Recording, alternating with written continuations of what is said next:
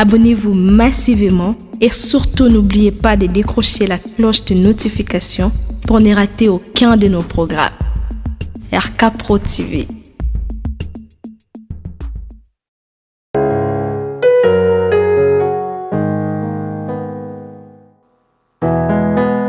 Okotisa babulami na etelo bwayo ya esantu pe olakisa lolenge ya kosanjola katango nyonso kombo na Yesu mokonzi. Soki mosi anetolaka masiya na elilingi pe na lolenge ya nyoka ya ebende kuna na esobe ekomi ntango ya kosanjola masiya na polele pe kotanga kombo na Yesu oyo ezali kola bakombo nyonso. Nzambe wandima kokabola bokonzi bwa ye na biso baye tozalaki na se ya bowumbu ya Satan pe akomisa biso basantu na ntina kokokana na ye mosantu azali. Kombo bipa etangamaka bikomba bazwaka bana. Haleluya. Kombo elongola biso na bowumbu ya Satana. Kombo na Yesu. Kombo yo epesamela mokili na ntina ete lobiko etangama na mokili epai ya bato. Yesu Masiya tika na sanjola kombo na yo. Kombo epesamela mokili na ntina ete lobiko etangama na mokili epai wapi butu nkolela pe mikakatano ekomama na mitema ya bato. Kombo elatisa mokili lamba asika oyo moto moko te akoki kolongola yango. Kombo yo ekamuna misala ya Satana lokola mosali mafuta akamuna kambila mpona kobimisa mafuta. Kombo yo ememaka bomoi epai kufa elobama. Kombo yo ememaka lobiko epai bokono eumela ntango molai. Kombo yo epesaka biyano epai wapi mituna esukisama elemi ya bato ose. Kombo ebikisaka bokono oyo esukisama ele ya minganga. Kombo ebimisa maele ya bato liboma na ntina kotalisa ete moboko ya boyebi eza nde yo Yesu Kristo ya Nazareti. Kombo etanisaka tongo na mitema ya baye bawumela na butu ya mikakatano. Kombo emema lipamboli epai wapi mobondo elobama. Haleluya. Kombo etiaka makele makasi na matoi ya baye bateka bomoi na ntina ya mbongo pe na ntina bisengo ya mokili. Kombo na Yesu Kristo. Kombo basantu akala basakola. Kombo yo eningisa pe etengamisa lifelo pona libela. Kombo esopaka ngolu ya Nzambe Tata likolo na bato. Kombo yo elongisaka bayenge bene na bitumba ya molili pe ememaka pole pona kongengisa banzela ya babulami. Kombo yo ebimisaka na libulu ya mikakatano pe ya kolela. Kombo ekausaka pinzoli na miso ya baye bazolela. Kombo ezongisaka na bomoi oyo si ekufa pe si ekauka. Kombo ezongisaka na bomoi ata osi ekundama. Kombo ezongisaka na bomoi ata miku ya kokauka. Kombo yo etanisaka tongo na mitema be bazomela na kati ya molili. Kombo ezali kona bakombo nyonso. Kombo etangamaka ntango nyonso solo. Kombo ekomaka elonga na mitema ya babulami. Epai kombo etangamaka makambo ebongwanaka. Epai kombo ezotangama mituna ezozwa biyano. Epai kombo etangamaka. Haleluya. Ezalaki pasi ekomaka pete. Epai kombo etangamaka. Haleluya. Epai makambo emonanaki pasi mituna emonana pasi epai na bato mayele. Kombo na Yesu Masiya ekomisa yango pete.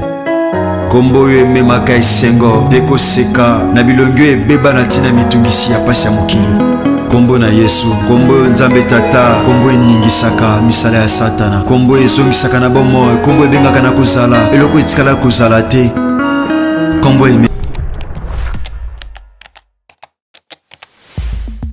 Abonnez-vous massivement et surtout n'oubliez pas de décrocher la cloche de notification pour ne rater aucun de nos programmes. Au commencement, la parole, la parole, et la parole, et la parole, Christ, radio, parole vie, la radio qui donne à travers la parole. Mbote shalom bandeko balandi radio parole vie. Bandeko nanga basi pe amibali. Mes amis partout à travers le monde entier. Bandeko bokata pongi na 1h, na 2h, na 3h, topé na 4h du matin. Bokati pongi te po bosomba topé boteka bien-aimé. Boyoka Nzambe. Nzela nanga un simple instrument. Merci bandeko nanga tika kolo Yesu Masiya Nazareti. Nzambe malamu pe bolingo. Nzambe moko ya solo pe ya bomo pa kufela biso na ekulusu na ngomba ya Golgotha asala biso ngolu pe bolamu. Merci. Nazane sengo ya kote ya sango malamu na butu topé na tonga lelo.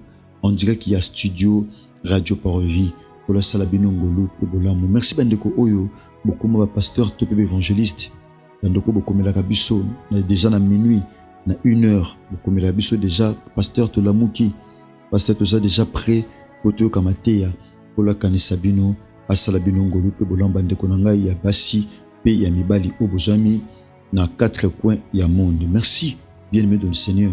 Na bien-aimé dans le Seigneur na telemi na mokolo lelo ona continuité ya thème otobandaki depuis le mardi. On mettait topé otobandaki mokolo mercredi parce que mardi tozaki na prière ya koza possession ya mois otozali mois de juillet. Ezamo ngo béni pona biso nde tozoka na ba sport na biso wana ya cause de la foi 10e édition, donc célébration na terrain ya Bouddha samedi 26 na dimanche 27 bien-aimé dans le Seigneur nangonga 14h et ngona musena nzambe le révérend évangéliste Jean-Paul Meata pasteur de la foi. Merci bien-aimé dans le Seigneur, chers papa et maman, chers frères et sœurs, bandeko balandi radio parole vie na bango tongo nyonso, je suis le prédicateur de la bonne nouvelle. Natiaka sango malamu ya kolo na biso Yesu Masia ya Nazareth, le seul Dieu suprême, le Dieu vivant et véritable, molongi ya Golgotha. Merci bien-aimé to bondeli. Polo to pesio merci pour les bako to jui na buta lelo ya poussa na présence na yo otanga makati ya baibazana bomo. Comme le dit en toi nous avons le mouvement, nous avons l'être et la vie. Polo tikata aussi me pa inomori mo santo fongola biso lola afin que tu comprennes des pensées en Nzambe na matea oyo ya mokolo lelo. Na ramener toute pensée captive na obéissance ya makomi na yonkolo na kombo na Yesu Masia Nazareth nde to bondeli kolo to lobi amen. Merci bien-aimés dans le Seigneur, chers frères et sœurs, chers bien-aimés. Nous continuons un thème oyo to bandaki ngo depuis mokolo mercredi, on lobi samedi to bondela. Au sambela Nzambe lokola momesano na tutude ya jeune et lundi lokola na intercession internationale des familles nde torobondela Nzambe na tina ya mabuta na biso. Bien-aimé malikambo ezali, l'Éternel est mon berger, je ne manquerai de rien. Bien-aimé dans le Seigneur, ceux qui Nzambe aza berger na ote ozange loko. Pour réaliser na vie na yo ozange loko o sengeli pendo za nango. Tom so ozanga kimia. Tom so ozanga kimia, mon frère ma sœur, ozange sengo na mutema. Ozanga oza posa mutema na yo. Alors que la Bible dit, fais de l'Éternel tes délices et il te donnera ce que ton cœur désire.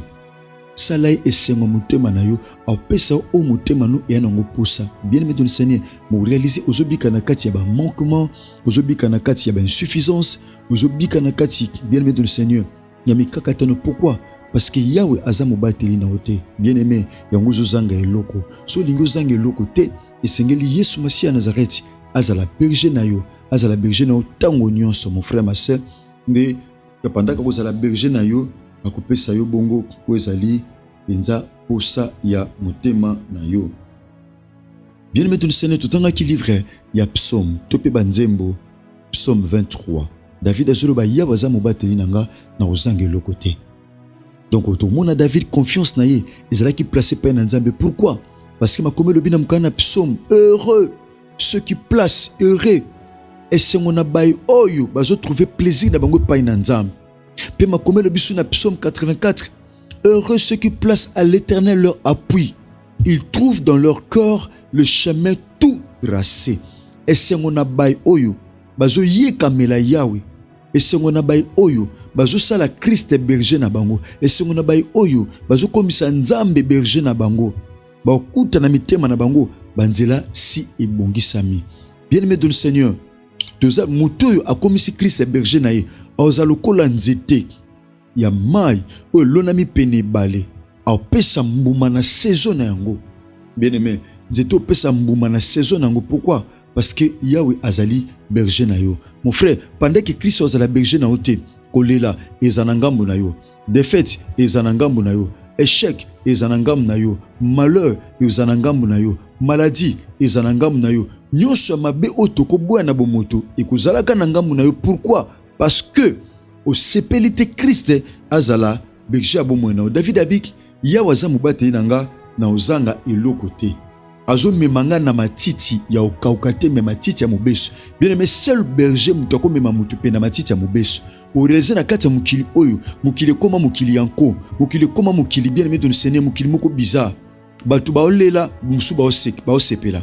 Mutu akwei na moto batu baobeta maboko. Bien-aimé, mukili oyo exactement mukili ya pasi. Muto sala accident, ne sika ba secourir ye, ba okanga ba photo, ba ozo ba image, po ba l'accepter na bato, ba tshana ba TikTok. Bien muto sala accident, secourir ye nono, mais omona bato ba wela ko kanga ba photo, bato ba wela ko zo ba image, ba osala ba vidéo, pendant que bato ba bunda na passe, bato ba osala vidéo, o pe ba yibaka, ba oyiba, ba otika bato na passe. Où va le monde, bien-aimé de Seigneur? Pendant que vous en avez bergeté, mon frère, ba prédateur, ba osala penenayo, ba mécréant, ba osala penenayo, ba malfaiteur, ba osala penenayo, ba assassin, ba osala penenayo. Pourquoi? Parce que Osana Christ était comme berger na bo moenayo. Osana berger te na bo moeno, mon frère, ma soeur. Osala exposé. Une brebis sans berger, c'est une brebis totalement exposée. Exposée na danger, exposée na intempérie, exposée na makambu nyonso ya mabe. Une brebis sans berger, c'est une brebis sans protection, c'est une brebis sans secours, c'est une brebis sans sécurité, c'est une brebis sans orientation. Mon frère, ma soeur, nous sommes des brebis. Nous sommes des brebis, mon frère, ma soeur. Oui, Seigneur, nous devons rester à côté du berger. Seigneur, tu tika la peine à berger. David a s'appelé qui a la brebis pour que Nzambe a la ponaye berger. Voilà pourquoi David a dit, l'Éternel est mon berger et je ne manquerai de rien. Azo zouanga, azo memanga. Alléluia. Azo memanga. Azo memanga, azo kumbanga. Azo memanga na matiti ya mubesu. Na matiti ya mubesu. Bien-aimé, un vrai berger a même pas tête na matiti ya kokauka. A même pas tête na matiti ya mubesu. Et Seigneur a restauré. Abi il restaure mon âme. Yaya, abi azo restaurer âme nangai. Abi atana zo timbre na vallée no bangelo côté. Pourquoi? Parce que j'ai un berger. Atana timbre na vallée ya kufa. Vallée ya kozanga libala, vallée ya kozanga bana, vallée ya kozanga musala, vallée ya kozanga mukanda, vallée ya kozanga permis de conduire, vallée ya kozanga kimia, vallée ya kozanga sécurité, vallée ya kozanga nyonso. Nebiete, atana zotambo na vallée ya insécurité. Atana zotambo na vallée ya pasi, na lubwaku ya kolela. J'ai à côté de moi un berger. Nazanga munanga, nazana berger, nazana mosikoli, nazana mobateli. Oh ponanga, azali berger. Tobaki berger c'est un guide. Berger c'est un guide. Berger, azamuto agardaka. Azamuto amemakabatu. Bien-aimé de le Seigneur, amemakabatu po bazwa soin. C'est celui-là un berger. Bien-aimé, to kende na kochite parce que lobi to kochite nango na lundi na intercession internationale des familles de to kochite nango. Bien-aimé, donc là, tu vois, partie à Hébreu, tout en kilobi, dans chapitre 13, dans verset 20. Écoutez ceci. Ah, Christ a bien mis le cola, un grand berger. Ce temps réalisé, qui est le Dieu de paix, qui a ramené d'entre les morts le grand berger de brebis, notre Seigneur Jésus. Notre Seigneur Jésus-Christ, c'est lui qui est le grand berger. Azali berger à Moukete, Mazali berger à Mounene. Bien aimé, par là je comprends qu'il y a aussi des petits bergers. Ils appellent un bateli à Mouké. Ils ont un petit berger, mais tous appellent un grand berger. Ozali, Yesu Masia, ya Nazareth. Donc, Azab berger, moko Azali parfait. Azab berger, Azali Soukissa. Azab berger, à l'équipe berger Nyonso. Bien aimé, il y a un linga qui te fanda moi Mouké Awa, na li solo, il y a Jérémie. Jérémie chapitre 3, verset 15. Jérémie chapitre 3, verset 15. Tout à la pensée en Nzambe. Pensée en Nzambe par rapport, il y a traitement, il y a David, les autres traités Nzambe comme son berger. Pas comme leur berger, mais comme son berger. Qu'est-ce qu'il a dit? Ici, c'est Dieu qui parle. Abi, je vous donnerai des bergers selon mon cœur. Ngamoko non pe sabino ba berger. Abi, je vous donnerai des bergers selon mon cœur. Nako pe sabino ba tambusi. Nako pesa bino babateli selon motema nanga parce que nayebi capacité ya moko na moko comme berger abi nako pesa bino babateli aba berger tolo bele bazalo kola ba pasteur balo kola ba berger o singi bazwa soin ya troupeau balo kola ba berger o singi bazwa soin ya peuple nzambe abini nako pesa bino je vous donnerai des bergers selon mon cœur qui vous paîtront avec intelligence et sagesse. Aujourd'hui, beaucoup de bergers, brebis, mais sans intelligence et sans la sagesse. sans intelligence, sans la sagesse. Bien-aimé dans le Seigneur, bien-aimé, c'est un risque, c'est un danger. Berger, attends ba brebis sans sagesse, paix sans intelligence. Bien-aimé, c'est un grand danger. Ici, c'est Dieu qui parle. Abini, ici, les termes désignent les responsables spirituels. Non, pas sabino ba kondi, non, pas sabino ba prêtre, non, pas sabino ba prophète, ba pasteur, qui doivent guider le peuple avec foi et justice. Bien-aimé, un bon berger, c'est bien un bon berger. Azalaka berger moko azali juste. Aza juste. Allez sa ba brebis. Ndenge moko amelisa bango mai. Ndenge moko azokasona bango nyoso. Ndenge moko. C'est ça le rôle, bien-aimé dans le Seigneur, d'un berger. Et Sengeli a guidé, et Sengeli a protégé, et Sengeli a sécurisé, et Sengeli a sauvé. Et Sengeli a sauvé. Bien-aimé, nous avons noté à Ézéchiel chapitre 34, Abini. Dieu reproche aux mauvais bergers, chefs d'Israël, d'avoir négligé, exploité et dispersé les troupeaux. Aujourd'hui, il y a des bergers qui dispersent les troupeaux de Dieu, qui dispersent les brebis. Il y a aussi des bergers qui ont négligé Bampate. Mais les bons bergers ne négligent point et ne dispersent pas. Bien-aimé dans le Seigneur, le bon berger, bien-aimé, a négligé Bampate. Ceux qui pate moko ana pasi. Bien-aimé dans le Seigneur, tu peux pate moko a bungi. A kangela Bampate mususu. A bombi bango, a keko luka moko. Pour a bungi zela, pour a zongi na kati enclos, pour a zongi na kati bergerie, pour a zongi saye na kati ya bergerie. Donc à côté kabamsusu de akolanda. Voilà pourquoi le dit malheur aux bergers d'Israël qui se paissent eux-mêmes. Bien-aimé dans le Seigneur, les faux bergers, tous un vrai berger. Il y a aussi des faux bergers na kati mukilio. Faux berger, ne sika brebi alia nonu, yem to banda kolia liboso. Ne sika brebi alia matiti ya mubeso, a ole sabo matiti ko kauka. O réaliser oya ko pese pe na brebi, yemo ko aza ko se servir nango. Ba brebi, ba ozanga kolia, ba brebi, ba ozanga komela, ba brebi, baza exposé, baza sans sécurité, baza sans secours. Bien aimé, lorsque le berger n'est pas bon, tant aux un bon berger, t'es bien aimé dans le Seigneur, aux allons exposer, aux allons sans soutien, sans secours, aux réaliser vie. Ils allons qu'à Mouboulou, ils allons qu'à manœuvre. Pourquoi? Parce qu'à côté de toi, il n'y a pas de bon berger. Bien aimé dans le Seigneur, alors que toi, n'a pas ça, il y a berger malam ou azanabiso, pour que bien aimé dans le Seigneur, tozanga et l'autre côté.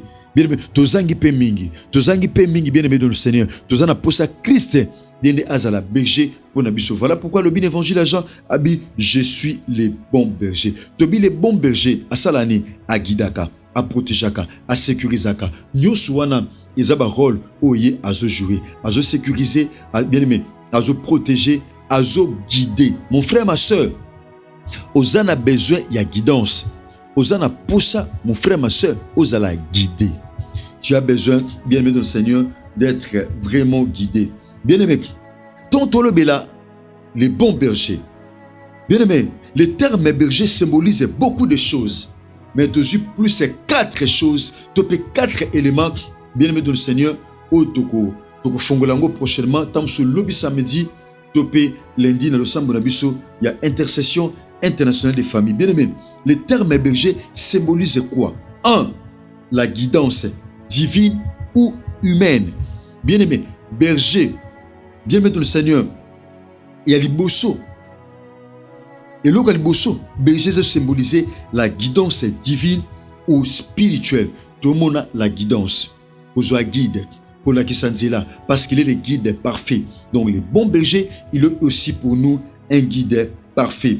Donc, local bosso, la guidance divine ou la guidance humaine. La deuxième des choses, c'est la protection et la vigilance. Berger azalaka, bien aimé dans le Seigneur, appelle ça la protection, puis azaka na vigilance. Un berger azaka vigilant, azaka miso fongama pour aveiller te pona yemoko, mais aviaka pona bampate, aviaka pona bampate ou yazotambusa. Pona bampate, est-ce que pas tout saliaki, est-ce que pas tout samelaki, est-ce que pas tout akangamite, est-ce que pas tout aza libre, est-ce que pas tout akangamite quelque part. C'est ça la veillance. Bien aimé dans le Seigneur, aveyaka, azaka vigilant. Bien aimé dans le Seigneur, bien aimé point où il a dit. L'amour est sacrificiel. Bien aimé, le bon berger a en lui l'amour sacrificiel. Lorsqu'on parle de l'amour sacrificiel, donc Yesu Masiya nazgato monaki nengaza le bon berger azwa ki vinaye a sacrifier ki yango pona bato masumu, a sacrifier kongo pona humanité. Donc tout monaki ça c'est vraiment l'amour sacrificiel. Eza bolingo ou eza attaché na sacrifice à misala à croix, na sacrifice ya esengela ki Christ asala. Puis ensuite la responsabilité il y a berger vis-à-vis il y a oazotambusa lokola brebis. Bien-aimé dans le Seigneur, kozala na yaya, kozala les bons bergers, c'est une grâce, c'est aussi un grand privilège pour nabo monabiso tozana intérêt de kozana Christ comme étant le bon berger oye azali. Bien-aimé dans le Seigneur, tomso kantara ozana za berger, tomso za berger te pona yo.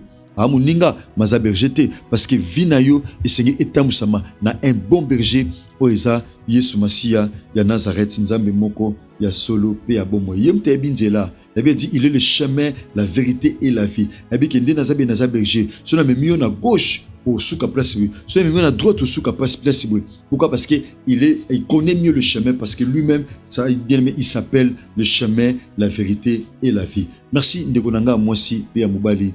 Merci bandeko na ngai. Nous on a besoin contact au cours de la biso facilement na nzela ya WhatsApp pour ko taper na kati ya groupe ya balien na biso. Numéro zali plus 243 89 533 11 41. Bien aimé dans le Seigneur, on est allé numéro na biso tika bolingo golupe bolambi ya Christ bi la biso Christ a besoin était bien aimé dans le Seigneur. On dit mettre to kuta en lobby na service na biso à Losambo. Merci l'ingénieur Chris Kundenge nok DG. Merci à celui qu'on appelle Nataki Futa le monde de la foi TV. Koloye sur Christ Nazareth à Kanisayo à Salongo le Pebola Mousso Christ a besoin d'être to kuta ni bongo lobby na numéro à Sika sinon que Jésus-Christ de Nazareth vous bénisse. Au commencement était la parole, et la parole, Christ. Radio, parole vie. La radio qui donne la vie à travers la parole.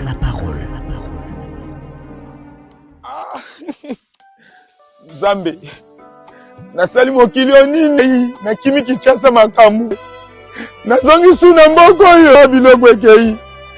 Bakoli ekei ngai bakoli na ngai sabakosi. Mais kamli bozolela yomona nzela. Zina makamu na makamu. Bana poto basunginga bakabeli nga babiloko ndenge na ndenge. Akisaki biso kuna agence yango. Ezalaka agence te lupango ba. Omoni na France mobimba. Europe yo. Surtout na Île-de-France. Île-de-France. Agence ezakaka moko. FB International. Mutuka na cheki ekei ngai. Omoni FB International. Yango yo ramassage yango moko. Omoni FB International. Yango. FB International. Ezakaka na Congo Kinshasa kaka te. Sikoyo ebakisi pe ba voyage ya Angola. OK. Lelo pe bato bazotia même espèce awa na France, bato bazui na Angola. Et bongo pona biso to pe ba nyonso basa pe na bongo. Na FB International transfert ya mbongo pe sala maka. Ce côté na 12h30, 12h31 mutazui. Même en Angola, ceux qui ont fait Simbongo en France, ne connaissent vie à partir d'Angola. Mon seul ensemble évangéliste Kosi, Nanina Tuna Yobu, et ça la Moutazana Moutuka, et ça la Moutuyo, Assomi et Loko Nyonso, Oyasana Moposa. D'animité à Kanda, na Kata FB International, et ça la Mituka, Totindaka. FB International, Nandimi Nasali Erer, Kobanda Lelo, Vina Ngai Kotinda Biloko, Nangola, Nakishasa. Na kobanda kosalela agence FB International et pas ya Fiston Basende telemela FB International façon na ko pakola ye akolapa.